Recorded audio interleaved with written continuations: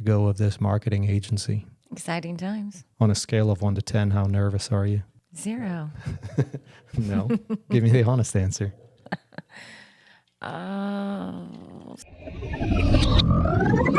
Hey, thanks so much for tuning in to episode 1 of the Little Nessy podcast. This first one is going to be a little bit different than the rest. To kick things off, I wanted you to get to know my wife and I, Kelly, as a way of introduction. I've been running marketing and branding teams for some of the biggest and most well-respected mortgage and real estate companies for almost 15 years now. Marketing, branding, storytelling is my absolute passion, and I've met some amazing people throughout my career.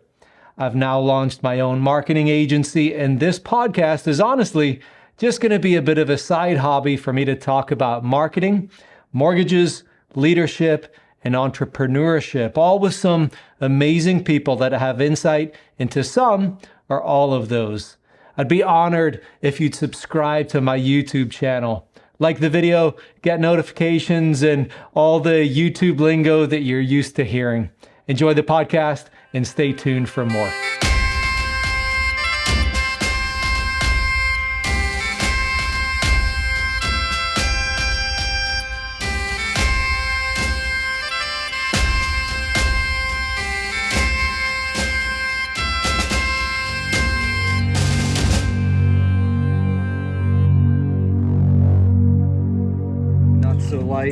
Lighter saw that I keep at my buddy's John's house. So day 1, been thinking about starting this business actually I have started this business several times, but more of a start and stop type thing, but it's finally come time, and this morning I told my wife that she's gonna be my business partner. So I thought her choice of attire was interesting. When I went up, told her we're building a wall today. She had a white blouse on. Oh, you what? These are good Lowe's clothes. Good Lowe's clothes. Yeah. She looks good. All right, so this is the before. There's Callie on her phone. Just got her glass of Prosecco by her. We got to clean this space out. I'm going to convert this, like I said, into a podcast studio.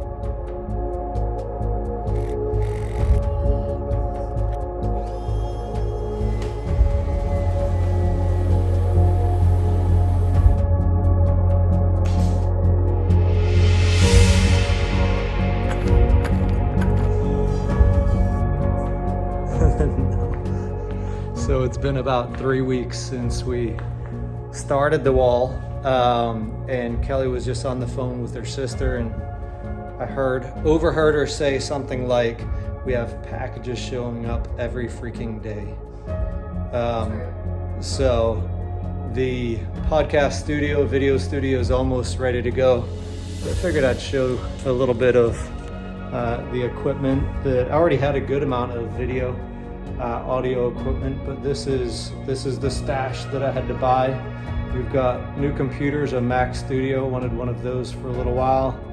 Mac Mini, got a soundboard, video board, got some some headphones, some microphone.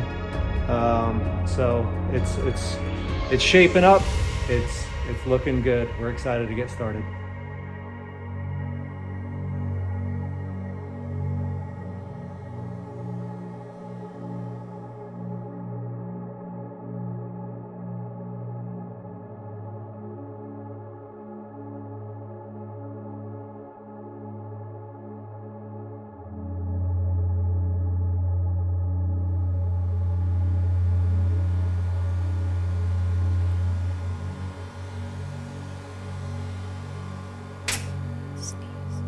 Go ahead.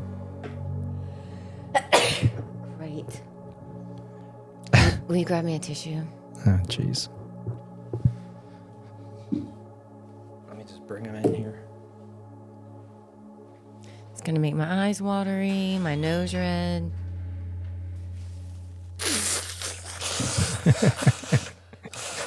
Nice. Nice. Sorry about that. Oh, boy. Man, great. You're going to have to give me a minute. So, Little Nessie just started. Well, I guess technically it really hasn't started quite yet. Not on today, the day that we're filming this podcast, but it's been 3.5 weeks of me being no full-time job, I guess. I have been since March 3rd-ish. Give me your overall thoughts on, this wasn't going to be my first question for you, but just give me a recap of the last 3 weeks. Well, you had a fire in your eyes, and I could just see your wheels turning in your head. You were really excited, and you had a lot of things that you wanted to put on paper, basically. So, and it's been amazing to watch you just go full steam ahead with not just the ideas, but like the building of everything and putting everything together. Like, I would have no clue what I would need for something like this. But you have the building knowledge, you have the electronic knowledge, and you have the just knowledge of the mortgage industry and just everything. You're a full package deal. When you said that, you looked at these tables. So I went to Lowe's, didn't know what I wanted to buy, but saw this live edge wood, and I've got a buddy, an old guy, not that old, but he is retired. Nicest guy. I see him almost every day. My office has a window that looks right out to the front street, and on the other side of our street, we have a community mailbox. So I see him. His name's Mike. So I had him help me build these. And do you know what kind of wood this is? Yellow? I have no idea. Take a guess. Oak? Nope. Okay, what is it? Pine. So he saw this wood. He's got a full woodworking shop in his garage.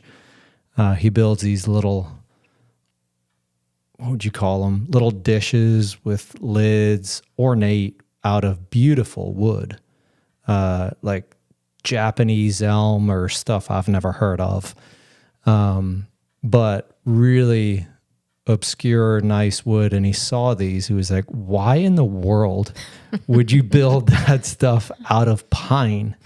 Because it's what's at Lowe's. Well, I was like, it just needs to look good on camera. If I was building these to be a dining room table, I probably wouldn't pick pine. But Kelly's you've seen all the behind the scenes, and my mom's helped me with drapes and blacking out our studio here. And my mom, the drapes that she's, curtains, pipe and drape, that she's sewn, and she wanted it to be so perfect, and bless her heart. We're all perfectionists in our own way. She was asking me all these questions about the different types of stitching and this, that, and the other. I was like, Mom, I've never been on a Hollywood set, but it's pretty well known that if you look behind the curtain, look behind the scenes, that what you see on camera is a lot different than what you see behind the camera. But let's start with, so this is our first podcast. So really the goal for this podcast is really to bring awareness of my business, Little Nessy, and it's really a marketing agency. And for right now, it's going to be helping loan officers, loan mortgage professionals. The almost 15 years I've been in the mortgage industry, they all call themselves something different: senior loan officer, licensed mortgage professional, loan consultant, whatever your title is. If you're a mortgage professional, my marketing agency is really kind of, at least to begin with, targeting mortgage professionals, salespeople, with their social media and their personal brand identity. My idea for the podcast was not really for it to make money for me, for it to be my business. But marketing is going to be the underlying theme of this podcast, but I've got a list of 40 to 50 people that just came off the top of my head to invite that are mortgage professionals, real estate professionals, business owners, friends, past colleagues, and so on. I've shown you the list of people. Who are you excited to hear from? Kevin Devaney. Devaney. I had the toughest time with his last name for the longest time. That's probably where I got it from then. Well, it's not Devaney. I was like, Kevin, this is after knowing him for a decade. I was like, remind me how to pronounce your last name. He's going to hate me for saying this. Maybe it'll make it on air. Maybe it won't. The final cut. But he was like, just remember, bitch getting Devaney. And so now I can never not remember that it's Devaney. Yeah. What about you? Who you're excited? My tattoo guy, Michael. So another business owner. Uh-huh. So I've got Michael going to join us, and Michael's outlook on a lot of stuff, you could describe him as a conspiracy theorist, to put it lightly. I won't go into what topics, but we're going to talk about him. But he's a business owner. Mm-hmm. So we're going to be talking about business and marketing, the good, the bad, and so on. But right. I'm really going to drill in mostly on his conspiracy theories. Should I get into the Little Nessy? Yeah, we'll kick that off. So the name of the company, Little Nessy, I was born in Scotland. Lived in Great Britain for the first 14 years of my life, 7 years in Scotland, 7 years in England. Moved from Scotland to England when I was 7. And all of the English kids, my brother and I and sister were really the only Scottish people around, definitely in our school. Didn't know any other Scottish people in our circle of friends or community and so on. So people stayed to their side of the border mostly, at least from my experience. And so my brother got the nickname of Nessie. And then when they found out that my brother Johnny had a little brother, I got Little Nessy. But we really only got Big Nessie, Little Nessy if we were both together. Usually if it was just us, it would just be Nessie. So that was my nickname. And, you know, I'm still connected to a bunch of friends when I used to live over there. And anytime I see them comment maybe on a post of mine on social media, they still use my nickname Nessie. I didn't know that. Yeah. And so, you know, it means it's a nod, a tip of the cap, tip of the hat, mm-hmm. Nod of the head. What is it? I think it's tip of the hat. Tip of the hat? Yeah, I think so. To my past, to where I'm from. I'm going to make a go of this marketing agency. So exciting times. Yeah. On a scale of 1 to 10, how nervous are you? 0. No. Give me the honest answer. 7. 10 being like extremely nervous. Yeah. Really? Mm-hmm. Wow. Just nervous. Lack of confidence. No, I said 0. But you were lying. So? So you mentioned earlier, you said, I forget, it was when you were introducing yourself to me that we've moved around a lot. Mm-hmm.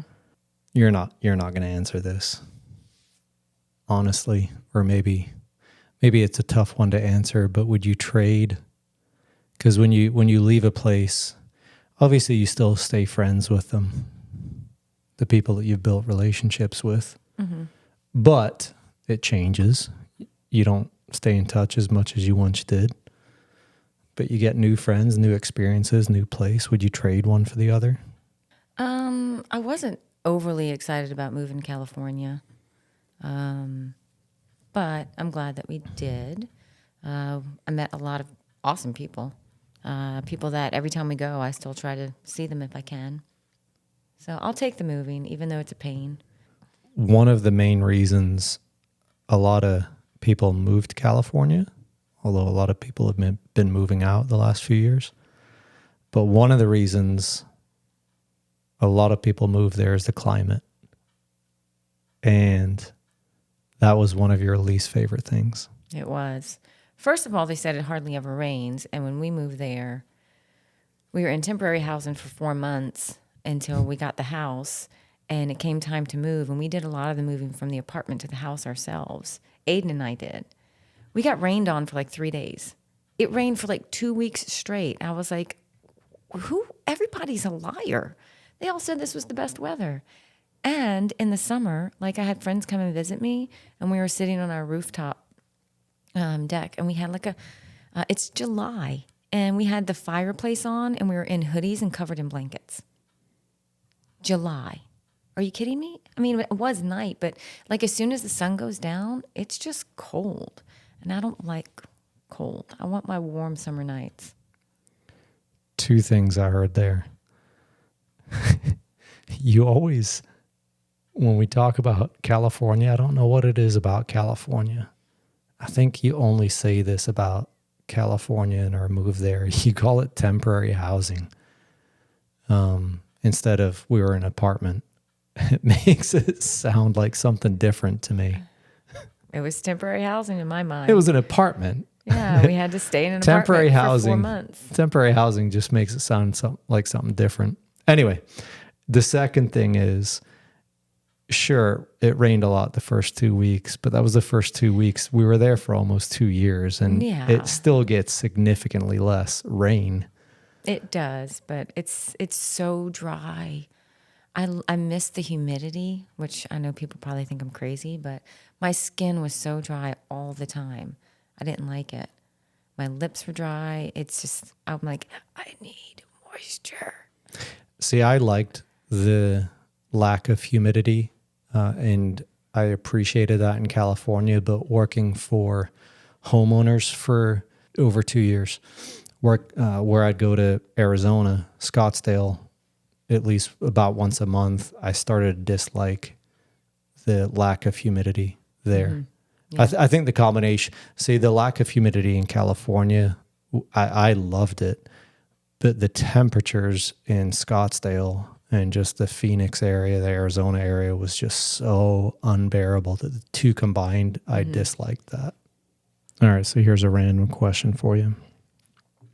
You've never been in sales or marketing, but what brands, what companies out there, you can't use any of the ones that I've worked for, kind of inspire you or really stick out, and why?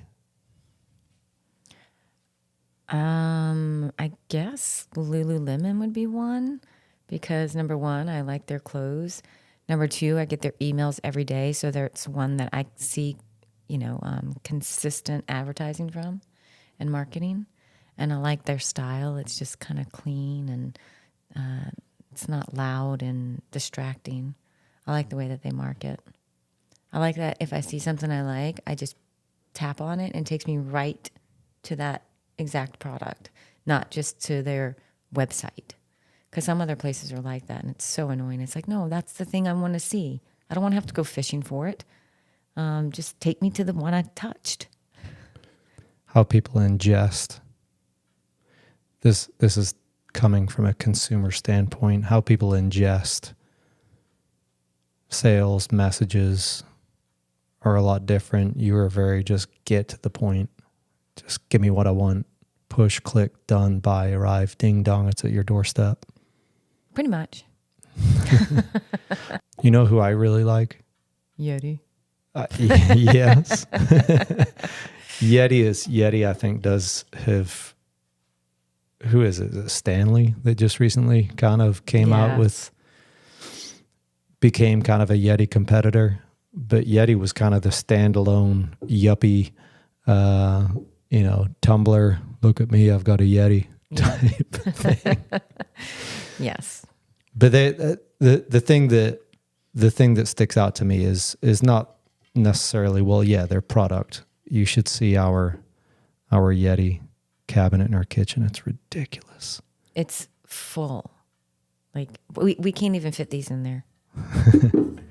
But no, their branding is just on point for me. They're clear on who their audience is. Mm-hmm. Well, they're clear how they want their audience to be perceived. It's the rugged outdoorsman type thing. But I think there's a little bit of that in all of his, or we aspire to that a little bit, maybe. Well, you don't. I want nothing to do with camping, rugged, outdoor. Other brands that inspire me, Bud Light.